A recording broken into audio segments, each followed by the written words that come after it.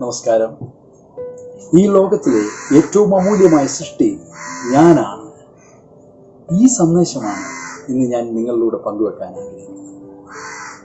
ഈ പ്രപഞ്ചത്തിലെ അമൂല്യ സൃഷ്ടി നാം ആണ് എന്ന സത്യം നമ്മിൽ എത്ര പേർക്കറിയാം? നമ്മെ ഏറ്റവും അധികം ഇഷ്ടപ്പെടുന്ന, ഈ ലോകത്തിൽ ഏറ്റവും കൂടുതൽ എന്നെ ഇഷ്ടപ്പെടുന്ന എത്ര പേരുണ്ട്? എനിക്ക് ഈ ലോകത്തിൽ ഏറ്റവും ഇഷ്ടം എന്നെ. കാരണം എന്നെ പോലെ ഞാൻ മറ്റാരെയും കണ്ടിട്ടില്ല. ഈ ലോകത്തിൽ എവിടെ നോക്കിയാലും എന്നെ പോലെ വേറെ ആരുമില്ല. എന്നിലെ നന്മകൾ, എന്നിലെ തിന്മകൾ, ഇതൊക്കെ എനിക്ക് മാത്രം സ്വന്തം. എൻ്റെ രൂപം, എൻ്റെ ഭാവം, എൻ്റെ ശബ്ദം, എൻ്റെ ശരീരം മറ്റാർക്കുമില്ല. ഈശ്വരന് എന്നെ ഇഷ്ടമുള്ള രൂപത്തിലാണ് എന്നെ സൃഷ്ടിച്ചിരിക്കുന്നത് ഞാൻ വിശ്വസിക്കുന്നു. അതല്ലേ സത്യം? നാം എല്ലാവരുടെയും ഉള്ളിൽ ആന്തരികമായി ഈശ്വര സദൃശനായ ഒരു മനുഷ്യൻ. നമ്മുടെ ബാഹ്യ മനുഷ്യനെ നേർവഴി കാട്ടുന്നത് ആ ആന്തരിക മനുഷ്യനാണ്. അത് ഈശ്വരനാൽ സാദൃശ്യമുള്ളതാണ്. ഈശ്വരന് ഇഷ്ടമുള്ള രൂപത്തിലാണ് ഈശ്വരൻ നമ്മെ സൃഷ്ടിച്ചിരിക്കുന്നത്. നമ്മെപ്പോലെ വേറൊരു സൃഷ്ടി ഈ ലോകത്തിൽ ഇല്ലാത്തതിന്റെ കാരണവും അതാണ്. ഈശ്വരന് നമ്മെ ഭയങ്കര ഇഷ്ടമാണ്. എത്ര പേർക്ക് ഈ സത്യം അറിയാം? അല്ലെങ്കിൽ എത്ര പേർ ചിന്തിച്ചിട്ടുണ്ട്? പലപ്പോഴും നിങ്ങൾക്ക് നിങ്ങളെ ഇഷ്ടമാണോ എന്ന് ഞാൻ ക്ലാസ്സിൽ ചോദിക്കും. 100% നിങ്ങളെ ഇഷ്ടമുള്ളവർ കൈവക്കും. 1-2 പേർ. കൂടുതൽ പേർക്കും അവരെ ഇഷ്ടമല്ല. ഈ ഇഷ്ടമല്ലാത്തവർക്ക് മുഖത്ത് നോക്കിയാൽ വളരെയധികം സൗന്ദര്യം കാണാം. അവർക്ക് ജീവിതത്തിൽ വേറെ ഒന്നും ബുദ്ധിമുട്ടില്ല. എല്ലാ സൗകര്യങ്ങളുണ്ട്. വലിയ വലിയ വേദനകളില്ല, വിഷമങ്ങളില്ല. എന്നാൽ പോലും അവർക്ക് അവരെ ഇഷ്ടമല്ല. എന്താണ് ഇതിന്റെ കാരണം? നമ്മിലുള്ള ഈശ്വര സദൃശനായ ആ മനുഷ്യനെ നാം തിരിച്ചറിയാത്തത്.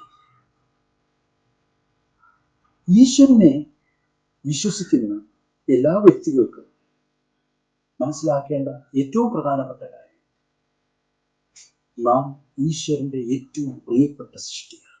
അതുകൊണ്ടാണ് നമ്മെപ്പോലെ മറ്റാരെയും സൃഷ്ടിക്കാറ്. ഒരിക്കൽ ജെയിംസ് ടെല്ലർ എന്ന ഗ്രന്ഥകാരൻ ഇപ്രകാരം പറയുകയുണ്ടായി. ജീവിതത്തിൽ എല്ലാമുള്ള ഒരു ധനികനായ വ്യക്തി, അയാൾ തൻ്റെ ജീവിതം മടുത്ത് നിരാശ കൊണ്ട് നശിപ്പിക്കുവാൻ ആഗ്രഹിച്ചു. അയാൾ ചെയ്തത് വളരെ വേഗതയിൽ ഒരു കാർ ഓടിച്ച് ഒരു ഷോപ്പിംഗ് മാളിൽ ഇടിച്ചു കയറി അങ്ങനെ മരിക്കാമെന്നായിരുന്നു അയാളുടെ ആഗ്രഹം. എന്നാൽ അയാൾ മരിച്ചില്ല. വേറെ കുറെ ജീവനുകൾ നഷ്ടപ്പെട്ടു, കുറെ നാശനഷ്ടങ്ങളും ഉണ്ടായി. അവസാനം അയാൾ ജയിലിൽ. ഇവിടെ ഒരു വ്യക്തി, അയാൾക്ക് എല്ലാം ഉണ്ടായിരുന്നിട്ടും അയാളുടെ നിരാശ മൂലം അയാൾ സ്വയം മരിക്കാൻ പോവുകയും അതുവഴി കുറെ പേരെ നശിപ്പിക്കുവാൻ പോവുകയും ചെയ്യും. നമ്മെ സ്നേഹിക്കുന്ന, നമ്മെ ശരിക്കും സ്നേഹിക്കുന്ന ആർക്കെങ്കിലും നമ്മെ നശിപ്പിക്കുവാനോ മറ്റുള്ളവരെ നശിപ്പിക്കുവാനോ കഴിയും? ചിന്തിക്കേണ്ട വിഷയമാണ്. ഈശ്വരന്റെ തേജസ്സും ഈശ്വരന്റെ അനുഗ്രഹവുമുള്ള ഒരു വ്യക്തിക്ക് അയാൾ ഒരിക്കലും സ്നേഹിക്കാതിരിക്കുവാൻ കഴിയില്ല. നമ്മെ നാം ആത്മാർത്ഥമായി സ്നേഹിച്ചാൽ മാത്രമേ ഈ പ്രപഞ്ചത്തെ മറ്റുള്ളവരെ സ്നേഹിക്കാൻ.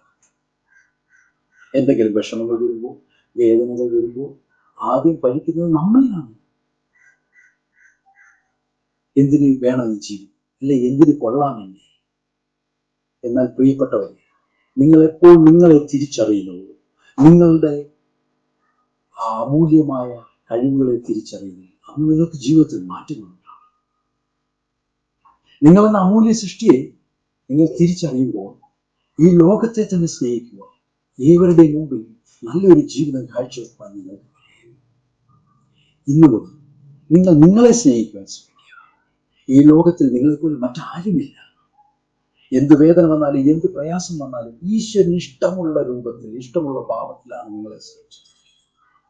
ആ സത്യം നിങ്ങൾ മനസ്സിലാക്കുക. ഈശ്വര തുല്യനായ നല്ല മനുഷ്യർ ജീവിക്കുവാൻ ദൈവം നിങ്ങളെ അനുഗ്രഹിക്കട്ടെ. എല്ലാവർക്കും ഒരു ശുഭദിനം ആശംസിക്കുന്നു. വീണ്ടും കാണും വരെ